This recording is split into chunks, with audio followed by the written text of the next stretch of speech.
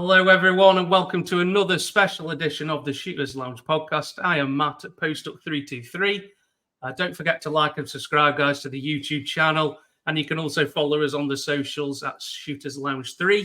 Continuing with our UK fans segment that we've been doing over the last few weeks, tonight we're going to be talking the LA Lakers, and there's no better person that I could think of to have on. We have one half of With the English podcast. We've got Glen. Glen, glad to have you on the podcast. Finally, we've finally done it, dude. Yeah, thanks for having me. Thanks for allowing me to come on board. And I thought I was going to be more unhappy today's recording, but I'm slightly happier than Just what was slightly, expected. Yes. Well, I'm also quite aware of your situation with your sons playing tonight. And I'm sure you preferred if it was me with the first sweep, then your sons being the first ones. Well, this is the Suns podcast, Glenn. This is a Lakers one, so we won't have to talk about the Suns. No, I know, but maybe I was thinking before we jumped on that we should have brought our brooms out. Yeah, definitely. Hey, mate, we could go in a 2-for-1 to Cancun, mate. I think it's going to be a short vacation. Yeah. But we live to fight another day. Absolutely, man. Absolutely. So again, thanks for coming on, dude. So tonight we're going to be talking about the LA Lakers. So Glenn, do you want to kind of kick us off with, how the season has been going for the Lakers? They finished with a record of, I think it was 47 wins, 47-35, which was good enough for 8th in the Western Conference. Which got them into the play-in. So, in your own words, Glenn, how has the season been working out for you? If you said to me in October that we were going to get 47 wins and would I be happy, I would have said yeah. Given what happened last season, of always trying to fight to get to 500, starting the season 2-10, I would have been happy with that. I would have taken that. But you just mentioned about it being the Western Conference. And apparently, 12 games above 500 doesn't really get you much in the Western Conference. Not this season, bro. Not this season. I think if you had this record last season, I think you'd have finished 4th. I don't know if that's. I think that's exactly correct. So, it's tough sledding in the West, bro, isn't it? So I think in a different year you'd have been higher up the conference standings than what you were, which. You got to 8th. So what things have worked for you this season, and what's disappointed you? Well, a lot's disappointed me, even with the winning record and the in-season tournament win as well. Let's not forget about that. Well, that feels you got to get the positives as well, bro.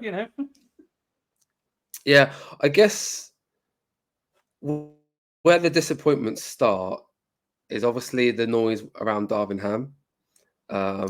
If you listen to Lakers fans, he is not coached well. He doesn't seem to have the respect of the Laker players. I don't know if you watched our game last night, but I felt that almost was compounded into one moment when LeBron James almost screamed at Darvin Ham to make a coach's challenge.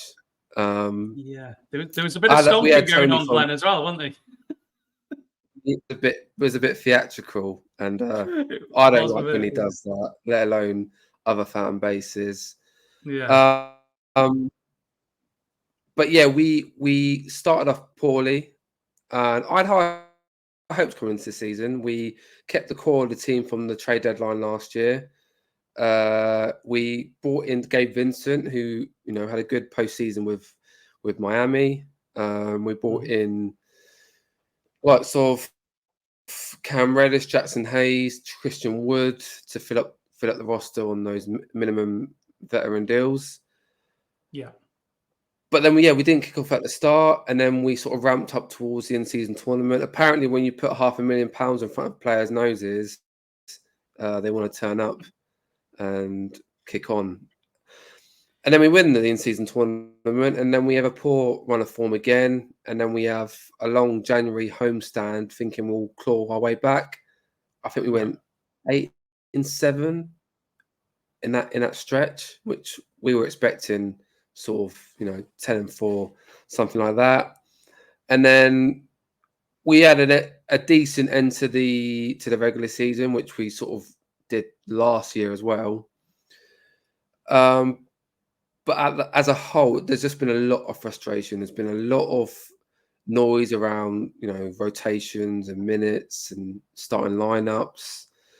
It's been a roller coaster, an absolute roller coaster, which obviously a game of basketball is. Yeah, I mean, you're not the first guy to use the term roller coaster. We've had a few guys on now.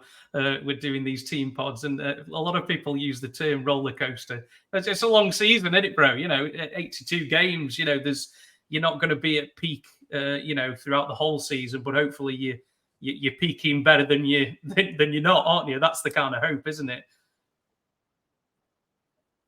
Yeah, and I think if we had this sort of dip in form last year, like you mentioned about being fourth with the same similar record, last year the conference was forgiving to us, but this year that Western Conference has not been forgiving at all.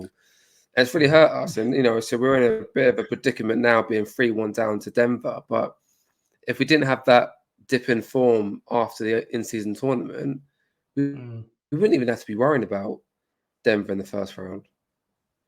No, that's it, mate. Yeah, absolutely. I think LeBron wanted to win that in-season tournament, didn't he, bro? Yeah, I think it's a bit of I'm the first. Yeah. The competition isn't going to get respect just yet. Will it ever get respect? It's hard to say.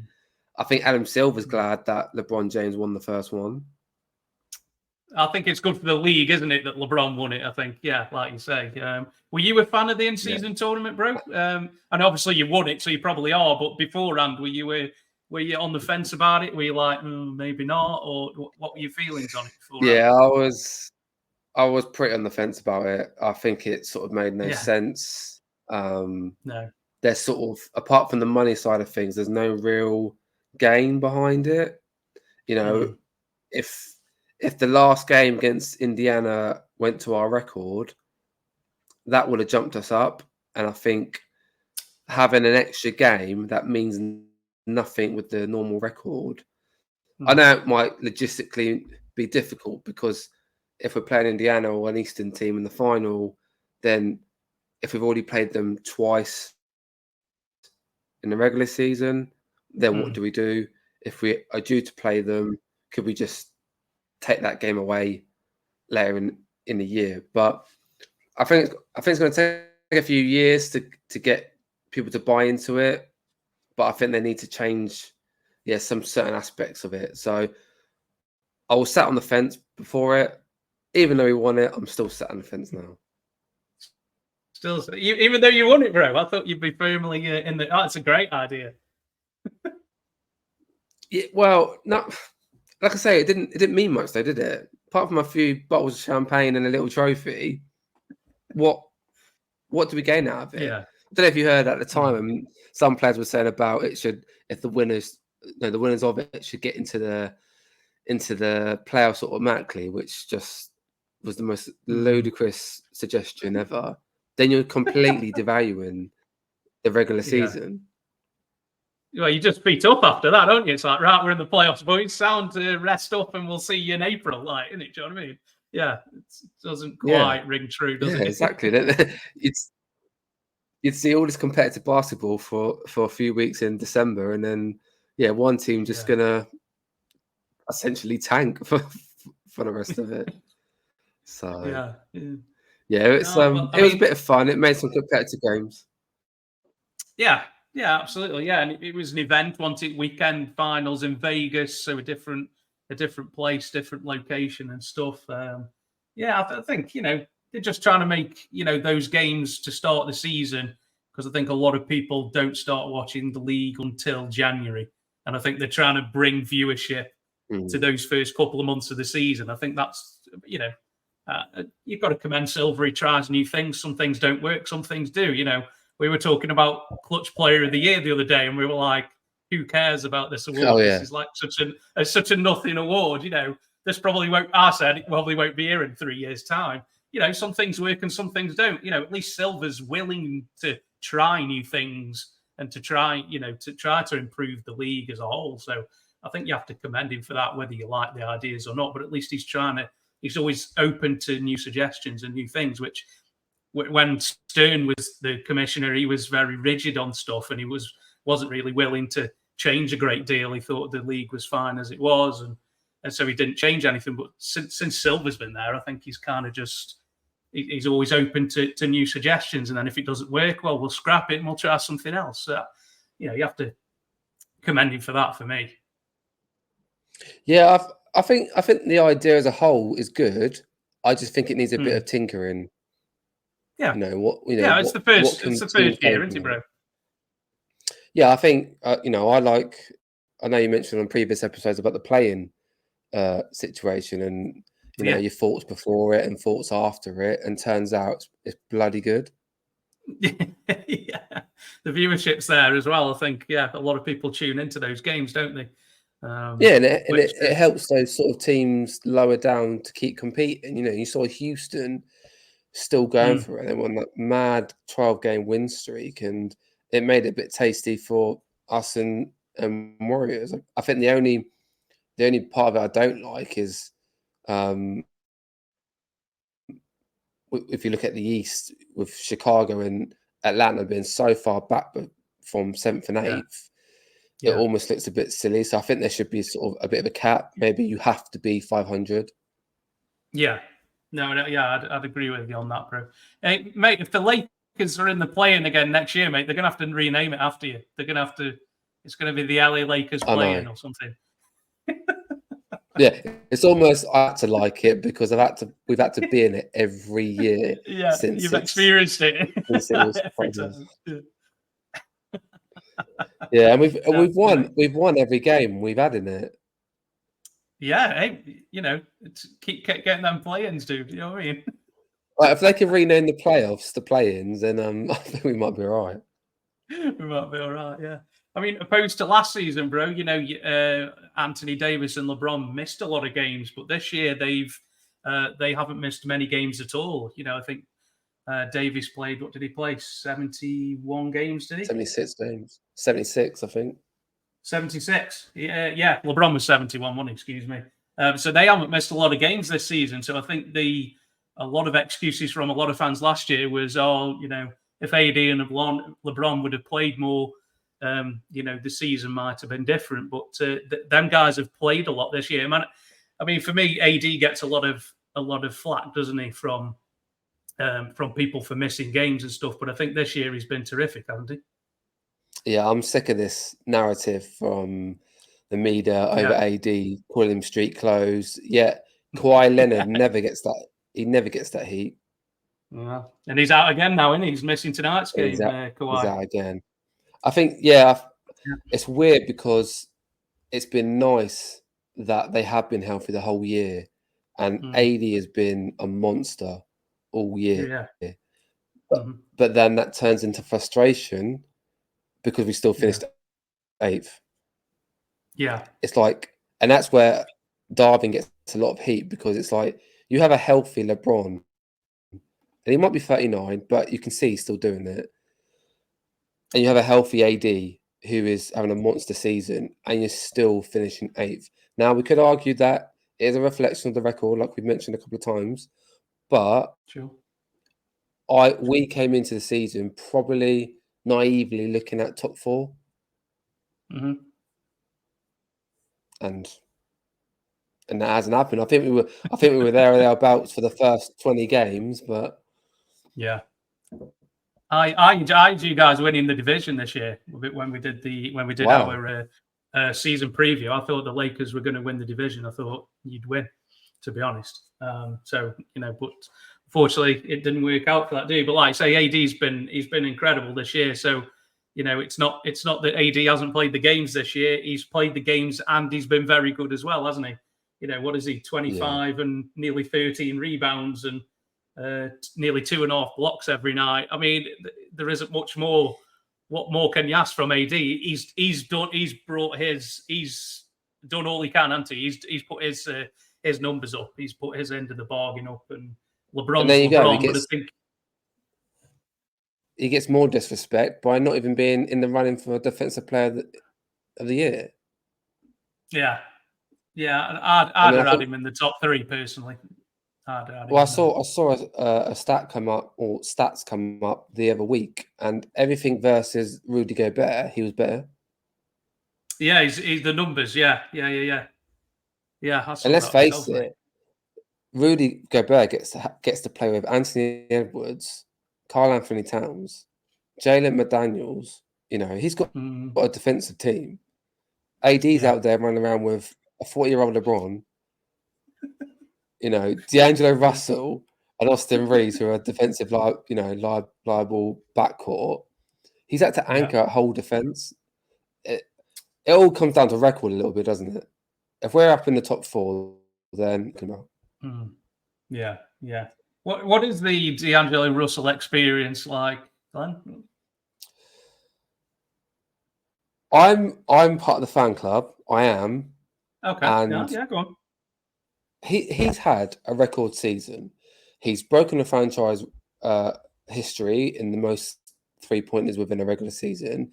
He's had one of his highest, shooting percentages years, and we wouldn't be where we are right now without him. But it's just he almost makes it hard for himself of what he says in conferences, and like recently saying he wants all the smoke, and then he throws a donut in game 3, and it's just like. It's almost like he doesn't help himself. Yeah. But I love him, and I would like him to stay, but there's a lot of Laker fans that want him to go. Almost as if, Glenn, the Lakers fans always need a scapegoat at the end of every season as to, well, whose fault is it? And I think it might be D'Lo's turn this year. Because you can't blame Westbrook anymore, can you? Because he's not there anymore. No, but we can blame Darvin Ham. We don't have to blame any of the players. Are you not a Darvin Ham fan? Do you think Darvin Ham's done at the end of the regular season, bro? Yeah, he's gone, and not even there might be some people out there that think he's had a successful season, but there's been so much noise regarding the disconnect between the coaching staff and the players. Sure. And when it happens at a franchise like the Lakers, that isn't just going to wash. So I just think too much has happened. He's gonna. Yeah, I mean, when you to franchise like the Lakers, mate, it's championship or bust, isn't it? That's the level that you're starting at, isn't it? And I think he's found it very difficult. Sometimes people, when the lights are brightest, like they are in LA, aren't they? You know what I mean? Some people don't come up to the challenge, do they? And I think Ham has struggled. I think you've said numerous occasions this season on his lack of coaching and not calling timeouts and things like that. It's been frustrating, I think, hasn't it, for watch?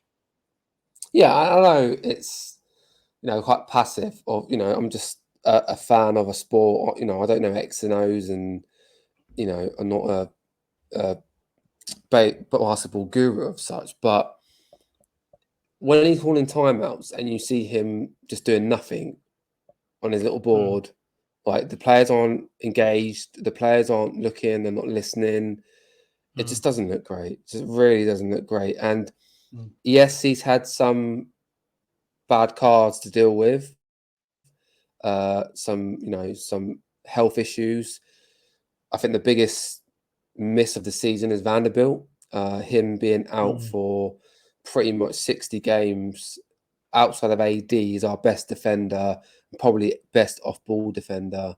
So he's missing massively. And it's sort of, with also Austin Reeves not starting the season well, D'Lo not starting the season well. He then chopped and changed the lineups quite a lot. We once had a starting lineup of AD, LeBron, Cam Reddish, Taurean Prince, and Vanderbilt. And it's like outside AD and LeBron, there's no offense there. So I don't know what he was trying to do there. But things have gone against him, but there's been a lot of scenarios where he doesn't help himself. And I think that's, your original question about D'Lo, like that's where D'Lo lets himself down, is where he just doesn't help himself sometimes. If you're going to talk the talk, then you can't be putting out stinkers. But saying that, he's had a better Denver series in last. Actually, game 2 and game 4, he's had decent shooting nights and contributed quite well to the team. But like I said about scapegoat, as soon as he has a bad game, it's like, oh, we should have got DeJounte Murray, because DeJounte Murray was going to move the needle and make us contenders. Is there a lot of deluded Lakers fans out there, Glenn? I don't know if you want to say this on the show. Yeah, you could say it sometimes. Yeah, you could say sometimes I'm one of them, but I think it's just almost the nature of Laker fans that when you have one good game, you're the best since sliced bread, and as soon as you have a bad game, that's it. They want you out the door, and they want D-Lay to go in the summer, but I'm not sure I do. I mean, I said the other night that he shot himself out of LA because of that stinker in game 3, because I knew what the reaction was going to be. He was going to get so much heat for that. But I think personally, let's see what can happen with a different coach. Yeah. Do you think you need a bigger name being, coach of the Lakers? Do you need somebody who's a bigger name, there's a bigger draw or something? Or do you go with another young? You said it yourself, like the Lakers, that's bright lights all the time. And it is. Win now franchise, and we gave a rookie coach a 4-year deal with LeBron's twilight years. It just seems insane. I get if you want a long project, but when have Lakers been interested in a long project? Yeah. Yeah, strange. They tried it. They tried it last decade, didn't they, with the players of like the Jordan Clarkson, Randall, Josh Hart, sort of young core. But even then, they gave up with it. LeBron came in, said, "I ain't gonna work with these players. Get me AD." Yeah, yeah. But you won a chip then, doing it, didn't you? So, well, a lot of people argue that as well, don't they? Little asterisks by it. I do say that to some Lakers fans just to get a rise out of them. But mate, chip's a chip, bro.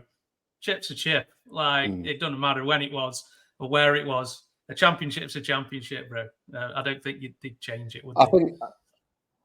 I think that bubble title is almost like the in-season tournament. The only reason people were clowning it is because it was the Lakers. If it was their own team, then it'd be the best thing ever. Of course. But you must listen to podcasts. You've heard players come out and say it's probably one of the hardest times to play basketball when they're locked in their rooms 24/7, can't see friends and family, and so everyone's healthy, everyone's fully fit, and everyone's focused on just basketball. There's no distractions. So surely that's one of the hardest ways to win. Yeah, like I say, bro. Yeah, I do say it to get a rise out of some Lakers fans, and it does work sometimes. But a championship's a championship, bro. It's there's not an asterisk next to it or whatever. It's a title. Title's a title, mate. So I wouldn't worry about anybody who says that to you, man, to be honest. I'm sure you give your left arm for the Suns to win that year. Might never happen, mate. Might never happen, bro. The rate we're going, I don't see it. But obviously, absolutely. The day we win the championship, the place will stop for a month. But who knows? Just to have one, and the Lakers have got how many? A lot. Well, again, you get a bit of banter about that as well because a lot of them are in Minneapolis, but yeah. There's all these asterisks. 4 or 5. I think exactly, but that's mainly driven by Celtics fans because they don't want to, admit that it's 17 or. There'll always be that Celtics hatred, mate. And I think there's a bit of history behind the Celtics. Apparently, it should have been the Clippers franchise or something, San Diego. Oh, really? Oh, if you Google something, there's a bit of a rabbit hole behind that. If you really want to, controversial, get the terms and conditions out. But nice, mate.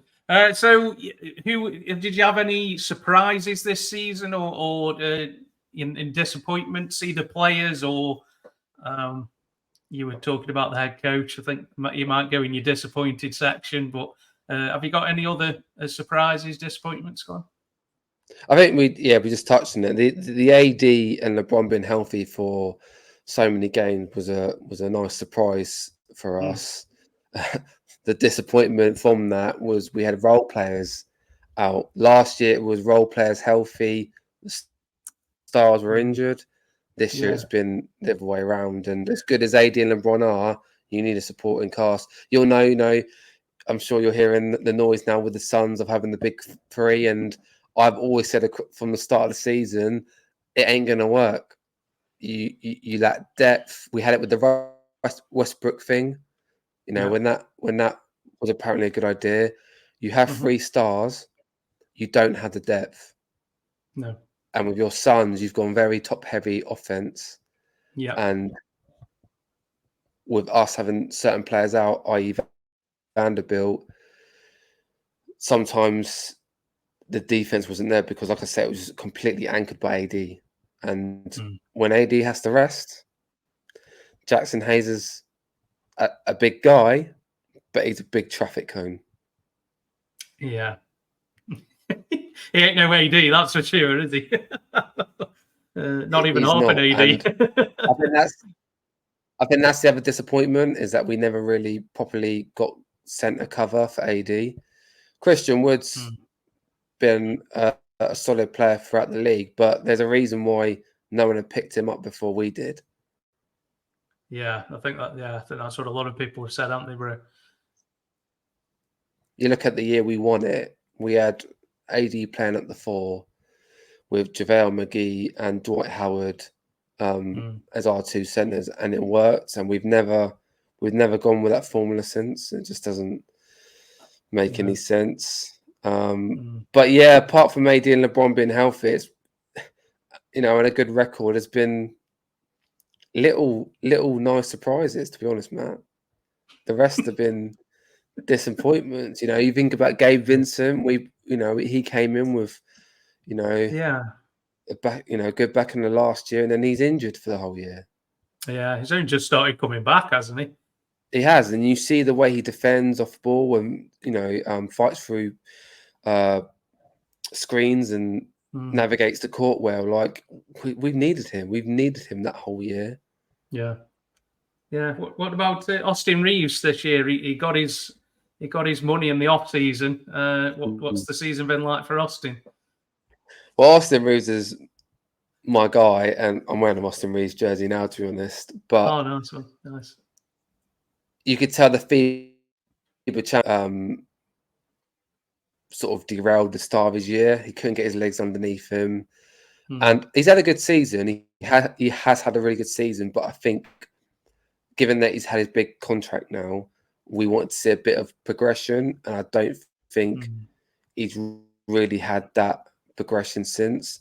Don't get me wrong, I think a lot of that is because he went from a bit of being an unknown, and now he's on the scouting report, so he's going to get guarded in a different way. He's going to get hunted in a different way. He's definitely hunted defensively because he can be a bit of a liability. Although he has done well against Jamal Murray in this series, and it's difficult to guard Jamal Murray over 4 or 5 games. So yeah, I guess the disappointment there is we just expected a bigger leap, but I mean the guy was undrafted only a few years ago, so yeah. You think where he's come from, bro? Yeah, like you say, it's still a feel-good story, isn't it? And the story's not ended, has it? But like you say, maybe they wanted a bit more of progression from him this season, and maybe he's not improved like people thought he was going to. But the story's still it's not written yet, is it, mate?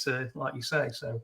No, I think it's part of us being a bit spoiled, isn't it? That he's had such a decent rise in the last 2 years, and you want that to continue, but it's sort of plateaued a little bit. And maybe next year, without having the FIBA Championship, a month before, he's not part of the USA team for the Olympics.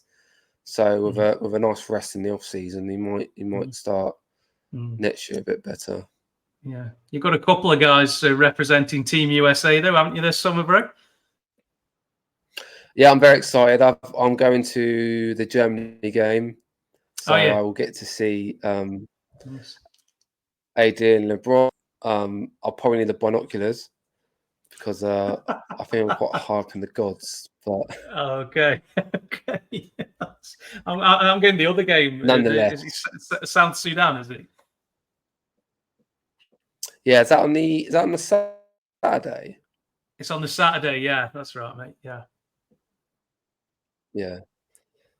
Awkwardly, although it's Germany and it's probably a better game. It's on a Monday evening, which is a bit annoying, but I can't complain. I'm getting to see the biggest stars in the world play basketball. So absolutely, mate. To see LeBron in person, mate, is quite something. Yeah, exactly. I guess the main disappointment is probably the coaching. Yeah, I think just too much has happened now. But I just think we didn't get it right. You have our ex-coach in Frank Vogel, and it's sort of better the devil you know. I think we miss Vogel. I think he was the scapegoat. We're talking about scapegoats. Vogel was the scapegoat. Yeah, he was, wasn't he? Yeah. When they let him go, I think he definitely got the blame for your kind of misfortunes, didn't he? That's for sure. Yeah.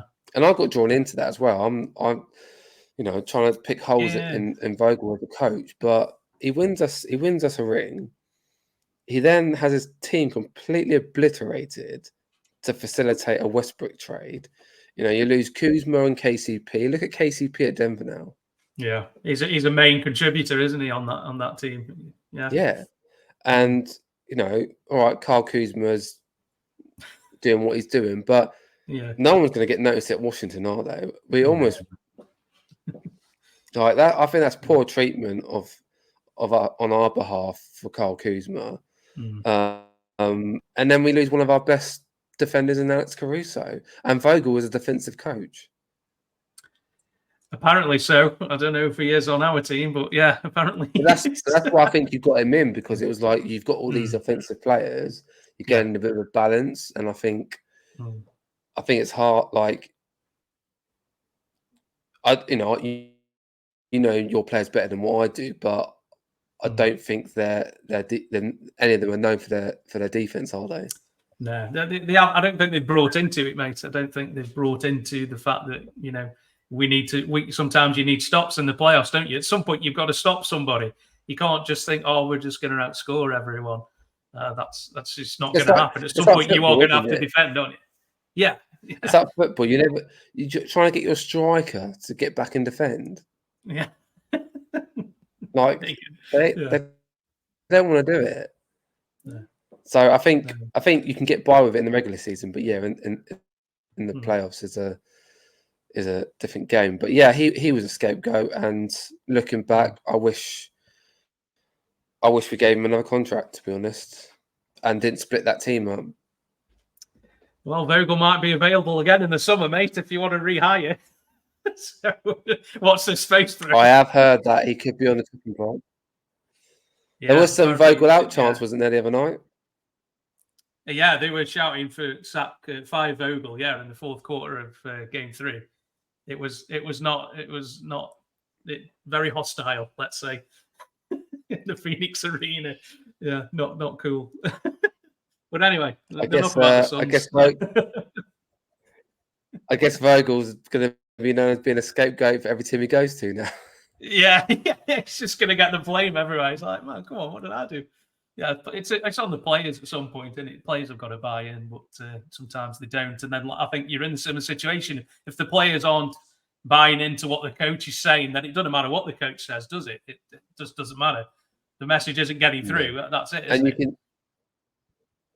you can really tell that sometimes. I know it's easy to look at 10-second videos on Twitter, and I said on our podcast the other week that maybe we read too much into it, but there's been reports from whistleblowers, from coaches talking about how the players just don't want to mix with him. It's not. They just don't want to play for him. They're playing for the jersey, and they're playing for the franchise, but they're not playing for the coach.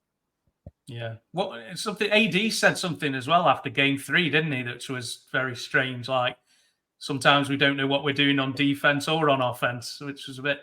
I don't know if it, again, just one of the 10-second clips that was taken out of context, mate, but if you could give me a bit more on that. It was, but yeah, it was taken a bit out of context. But I also think with what's going on with Darvin Ham at the moment, this is what I mean by all the noise. I think AD's comments were directed at the players as well. I don't think that was purely to the coach, but because of the agenda and the narrative. It's straight away, you know, oh my God, he's having a pop at Darvin Ham. Draymond Green comes out in his podcast and defends Darvin Ham for some unknown reason. And like, sorry, Draymond Green, no one is listening to you about what people should be doing. You literally punched a teammate and then got the franchise to trade him to Washington. And you're right about some comments that AD's made. Anyway, that's his OG apparently. But that's his OG. Yeah, Michigan or something, some connection or something, isn't it? That's it. Yeah, Michigan State. I think Draymond sit this one out. Yeah, you're no longer involved, mate. Just sit there and don't say much. There's been all sorts. There's been pictures on Twitter where the players are giving evils to Darvin, but I think every time you sort of watch, he doesn't have presence. Like he's almost like he's not a coach. He's just a motivational speaker, and he just waffles and brings out. He says the same old cliches. We've started calling them Darwinisms, and it's like Darvin Ham bingo that he'll say the same things over and over. And for me, in our walking world, people can interview well, but doesn't mean they can do the job well. Very true, mate. Very true. That's definitely true, man. So we're pivoting away then from the Lakers season. Obviously, you're wearing a jersey now, as you can see if you're watching the video, guys. So do you have any favorite team jerseys, either present ones or from yesteryear? Obviously, the Lakers. It's so synonymous with the purple and gold. It's almost iconic, isn't it, Glenn? Have you got any particular ones that stand out for you? You're gonna have to forgive me because I'm not a massive jersey head. I don't know the names of the jerseys, but that's all right, bro. That's all right. The Black Mamba Lakers one is a favorite, and they're hard to get. Really yes, yeah. And if you do want to buy one, they're a lot. Yeah. Yes. Yeah. The our blue and white one, which is I think sort of play on the old 80s one. So with the blue with the white trim and the white font. I love that one. Yeah. That's one from I think from yesteryear, isn't it? That one. And then I think they brought it out. I think they wore it again in one of Kobe's years. I think it might have been a sort of anniversary year. They brought that back. And I think we've even had it in LeBron's tenure as well. Even though it's blue and obviously Clippers are blue and I'm a Southampton FC fan, so Portsmouth FC are blue as well. But it is quite fresh, to be honest. I've mentioned before I'm a big fan of the Suns jerseys. So I think you mentioned you always do well with your ones. You do usually seem to hit them than not. To be fair, Suns they always kind of nail nail it in terms of jersey designs. To be honest, more often than not. But I mean, with the Lakers, do you go away with the gold and purple? If they did, I think there'd be a riot, wouldn't they, Glenn? If they changed. Yeah, there would be. But as a very pale ginger man, I will not buy a purple and gold jersey. It's white I'm wearing today, or I'll do the statement purple ones, and hopefully one day a black Mamba one.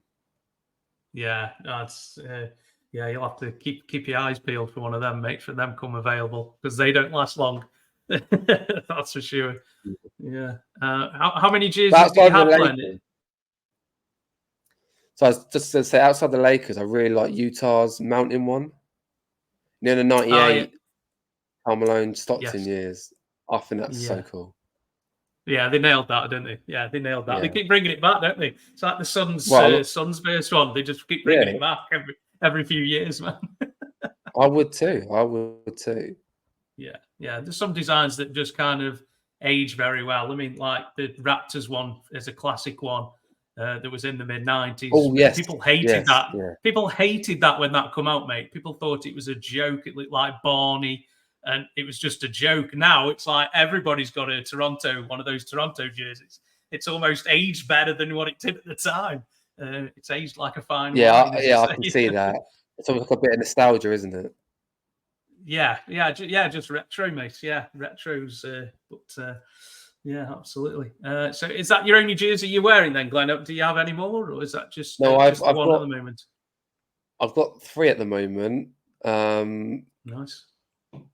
And I only had one up until the other week. So I bought 2 back to back. I bought a 1980s Magic Johnson one, nice. One of the Hardwood Classics. And then I bought a purple statement LeBron one as well. And I've been on the lookout for more, but it's money, isn't it? If I had all the money in the world, then I'd be a bit more free.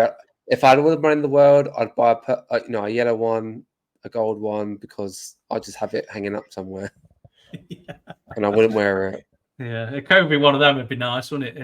In a frame or something, wouldn't it? This is the thing. Although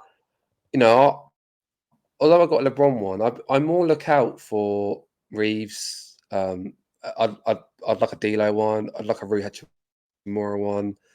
I sort of got a thing for role players. One, they're cheaper when they are available. Yeah. But I just prefer getting sort of other players.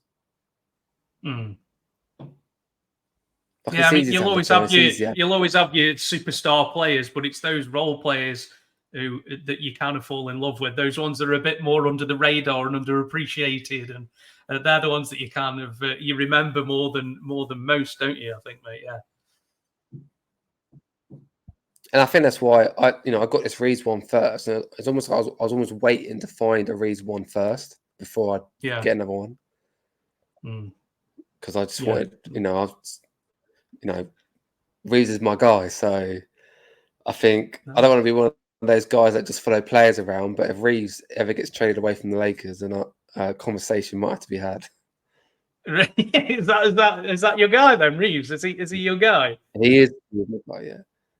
Yeah. Like I said, I know he didn't have the jump from last year to this year, but I've just loved seeing the journey he's had from being undrafted. And him and his agent purposefully sort of spoke about don't go. He could have got drafted to Detroit, but there was sort of talk around the Lakers were looking at him outside of the draft, and they were going to offer him sort of 2-way contract, and they opted to not get to be drafted and went down the 2-way situation, and it's paid dividends, absolute dividends.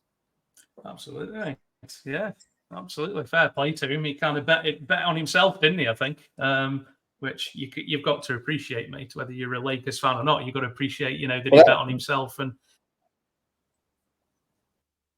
that's the thing. I like players that develop, and I've picked the wrong franchise to be a long-term project sort of situation because we're always going to be a win now. So when those little, these moments do happen, it sort of tastes a bit sweeter than just getting the next star in, because who knows what's going to happen once LeBron retires, and because there's going to be, when LeBron goes, there'll be a second star. So who's that going to be? Somebody like Giannis or somebody. He ain't going to leave Bucks. Who knows? That bright lights of LA, mate. You always attract the big names, bro. Always. You always have done, mate. throughout history. That's just I what know, we do. but I don't know if you've seen Giannis's documentary. Yeah. But I just think for what, as much as he has done for the Bucks have done a lot for him. And I think he'd find it very tough to leave. I mean, I'd rather see Luka come. Well, another one, yeah, possibly.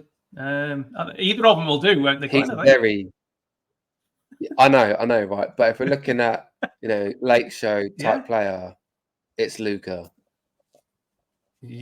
That's very true. That's very true. Yeah. Giannis is very good, but I think Laker fans want more than just a run and dunk man. Just a run and dunk man. Wow. Okay. If Sean's listening to this from UK Bucks, I'll have to. I'll have to let him know that one. Yeah, I only joke about that. But I only say things like that when he puts up 40 points against us and 20 rebounds. Yeah, it's just a run and dunk guy, isn't he? Yeah, it's I mean, he's a bloody good run and dunk guy. I was going, yeah, absolutely, mate. Yeah. What made you choose the Lakers then when you were, choosing your team? Do you know what, mate? It's rare anyone actually asked me that question because they're just quick to say, "Oh, I picked, the biggest franchise within the league." But when I got into it, I mean, when I was younger, and there wasn't really access to watching the league, especially when I didn't even have Sky Sports when I was younger. I used to have a Shaq jersey. I don't remember why I got it, how I got it, but I got it, and I used to wear it quite often. Anyway, I didn't follow basketball back then. I sort of just was obsessed with football. But it was Kobe's death, for some reason, really struck a chord with me. I don't know if it was, how tragic it was, and obviously his daughter was involved as well. But given the fact, just for context, I started really following the Lakers in 2020, around COVID period. So I've not seen those Kobe years. So even though I hadn't followed Kobe, that really struck a chord with me. And when that happened, I just went into a rabbit hole of Lakers history. And I almost became a little bit obsessed with it. And during that COVID, that initial COVID period where it was all basically at home, I was off from work for a month. I was furloughed for a month. I bought NBA League Pass and I watched every Laker game from start to finish, whether that was during the day, during the night, because obviously there was no games being played, was there? So I had all this time from sort of March to October, September to catch the whole season. And it was a bit weird because it almost was a bit boring because they were winning like almost every game, and I was like, "Is this all it is?" Because I'm like I mentioned, I said on my own podcast, I'm a Southampton FC fan, so I'm not a glory hunter. I've been through the worst of times, administration, relegations, awful players. I've been through all that, and now I'm a glory hunter. But then to learn that they've gone through the roughest period ever between 2014, 2017, before LeBron James turned up, and that was the whole point of getting LeBron James in. I was like, oh, just my luck that I've started following a team that's had their worst run in the whole franchise history. But I just threw myself into it. Like I just became Lakers obsessed. I watched all the documentaries. I bought the Showtime. I read the books on it. I got my wife watching Magic Larry Bird documentaries, like Winning Time series that came on, and love it. And now I'm just you get the bug for it, and I'm watching all the games whilst trying to work, have a young family, and the rest of it. There's a lot of games. It's every other night. Staying up for the playoffs, like buying merchandise. Like I might be new to it, as Sam on my podcast likes to have a joke with me with, but I've gone 2-footed in with it. Absolutely, mate. Absolutely. And everybody has to start somewhere, man. You first start following it, and like you say, you kind of get that buzz about it, and then you start buying merchandise, and then it becomes kind of, once you buy merch for a teammate, you kind of all in then, aren't you, with the team? For me, when it's merchandise official, that's it, man. Yeah, I mean, I think my first merchandise was hats, and then obviously, we're lucky we have a Primark, because Primark have got socks, pants, t-shirts. I'll buy anything. Love it, mate. But as well, we're from England. Like, I've got no ties to America. I don't have any family from America. I don't have a location. I've been to Orlando a few times, and if you listen to our previous episode with Let's Talk Magic, I was fawning for Orlando a little bit, but sounded like it, bro. It did, yeah, it did. I had to sort of, after we recorded, I had to sort of, take it back a few steps. But yeah, I've been going to Orlando a couple of times. I've had no affiliation with any location, so it's not like I can support a local team because none of them are local. You have to either go on closest to us. Who's that? Like, I don't know, Boston or something, whichever's nearest to us. But yeah, like you said, it doesn't. The only other team I contemplated was I actually contemplated the Knicks because my mate supports the Knicks and they're on the East, so better tip-off times. Yeah. And because The Last Dance came out, and that's what got me the bug as well. I watched The Last Dance, and I said to myself, why have I not been following this sport? This sport's insane. Yeah. And I thought, do I support Chicago because of the red and white, Southampton FC red and white? I've just watched the documentary. But where I'd already been doing all the sort of rabbit hole stuff on YouTube and the documentary with the Lakers, I sort of felt already I was sort of semi-tied in with them. Yeah. You'd have been locked better with the tip-off times and the balls, mate. Yes, exactly, yeah. Yeah, I didn't know if you wanted a short answer for that question or a long answer. But... No, hey, man, yeah, whatever suits you, mate. It's, yeah, that's good, man. Absolutely. So last kind of segment before we kind of log out, mate. Your favourite current player or players not on your team. So obviously you'll have seen most of the teams or all of the teams if you've watched every game this season, Glenn. So what kind of players kind of stand out for you that aren't on the Lakers team? The one that always sticks out for me and I'll always keep an eye on is Alex Caruso, ex-Laker, but shouldn't be an ex-Laker. I do still miss him dearly. I mentioned Luka. What can you say about that guy? He's savage, isn't he? I've seen all the stuff on YouTube with before he turned up in the league. Everyone said he wouldn't be man enough for it. He wouldn't take to it. It's almost like they were threatened for this European to come over and just take the league by storm. But yeah. Well, I watched a lot of Luka games before he was drafted because I knew that we were probably going to have the number one pick because our team was so bad. And I thought, I keep hearing about this Luka Doncic guy who's playing for Real Madrid. And I'm like, if we get the number one pick, so I started to watch some of Luka's games. And I'm just like, this kid's 18 years old and he's playing with grown men already. And he has done for 3 or 4 years. I'm like, this boy is going to be something special. And I just couldn't. I was like, we're not going to take him. And then the Ayton thing started. And I'm just like, we need to take this guy. This guy is a franchise-changing player. And people are like, oh, he's not gonna merge well with Booker. And I'm just like, I don't care, mate. This kid's gonna be special. And we took Ayton, and the rest is history. Every time I watch him, it guts me because I'm like, he could be playing for our team. it just makes me sad every time. And he's made us pay every time we play him, bro. How do you think Hawks fans feel? Yeah. they traded him, so yeah, Even worse. He was wearing a Hawks hat.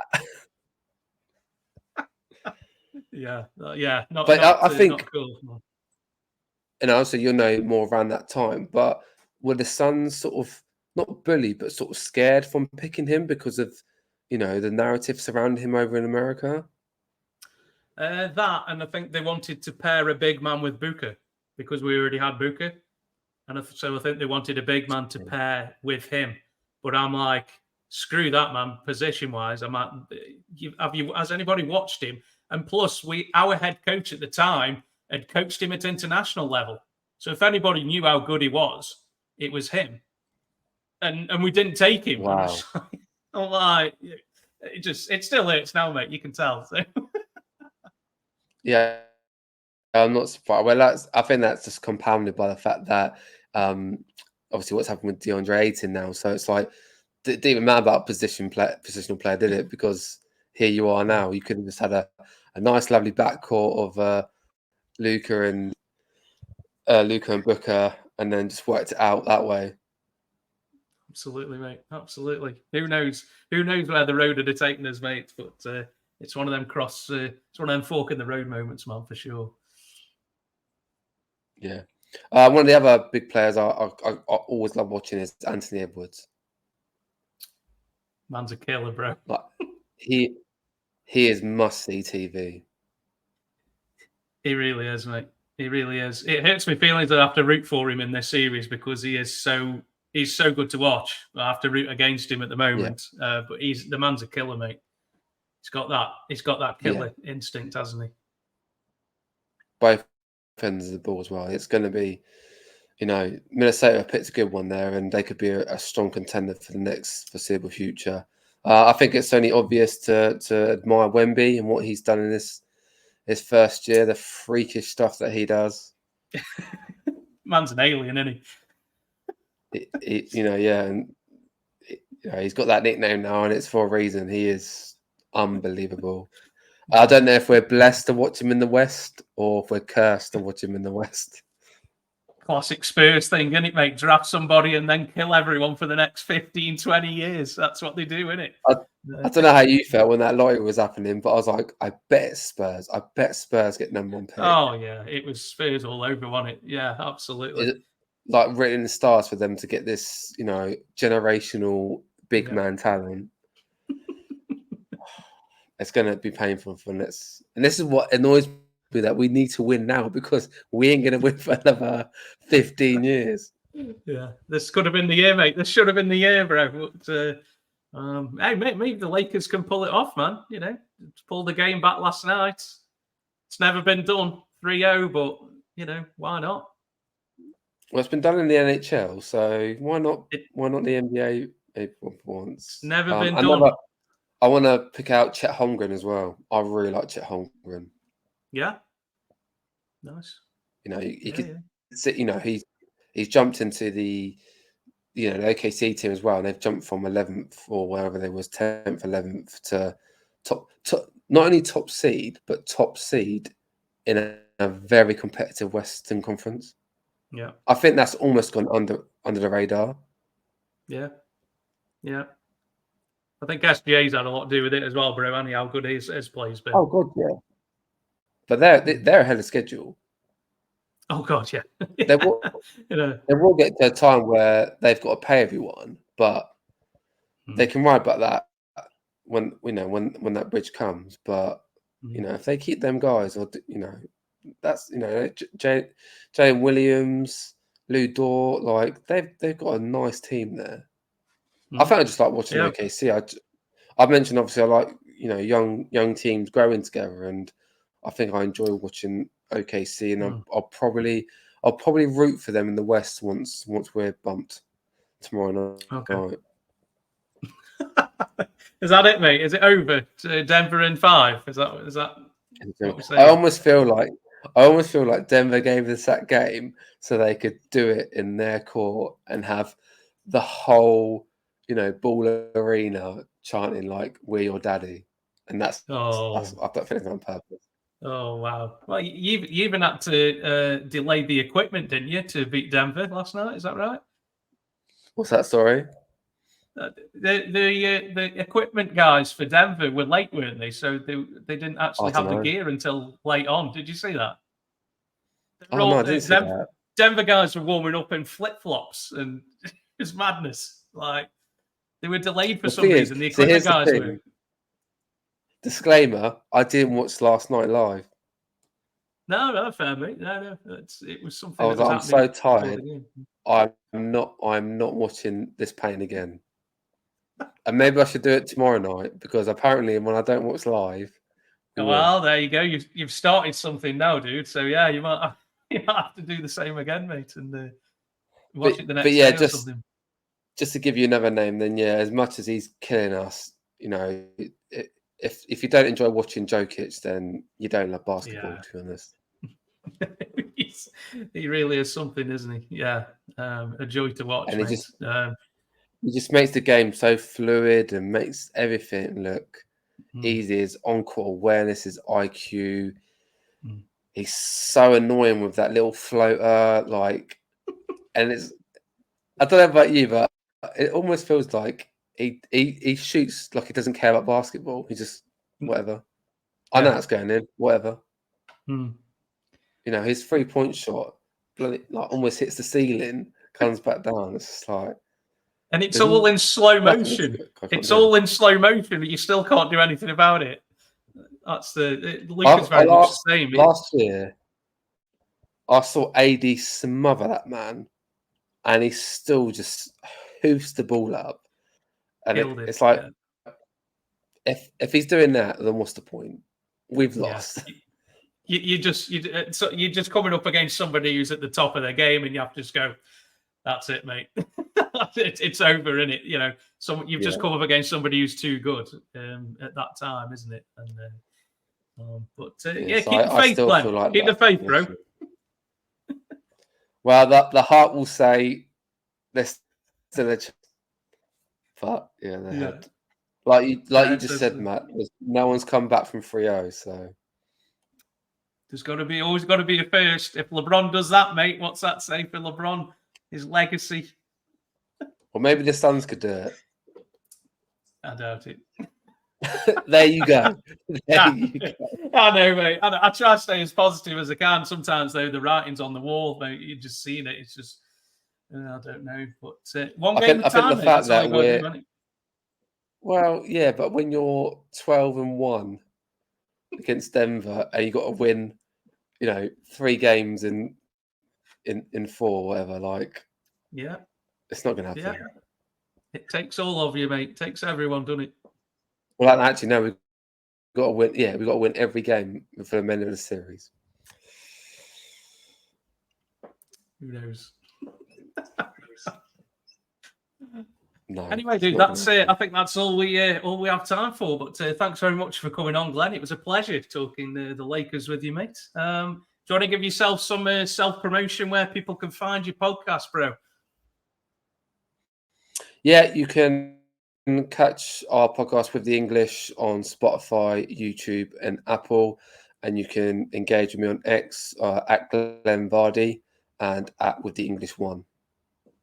Very nice, mate. Yeah, give Glen a listen to on with the English with his partner in crime, Sam. They have some good guests on, always talking hoops, and it's always one of my weekly listens. So give them a listen or a watch on the YouTube. But thanks again for coming on, bro. It was a pleasure, mate. No, thanks for having me on, and thanks for giving me a safe space to rant.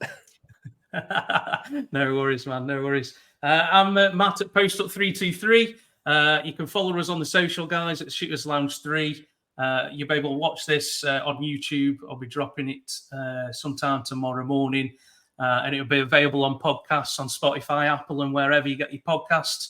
I'll shoot it out on the socials, and I'll tag with the English boys on there as well. So you can shoot that out as well, mate, if you wouldn't mind. Yes, definitely. Sound, mate. Nice one. Thanks very much for doing it again, bro. So take care, guys. We'll be back again in another week or so. And we will see you again very soon. Take care, guys.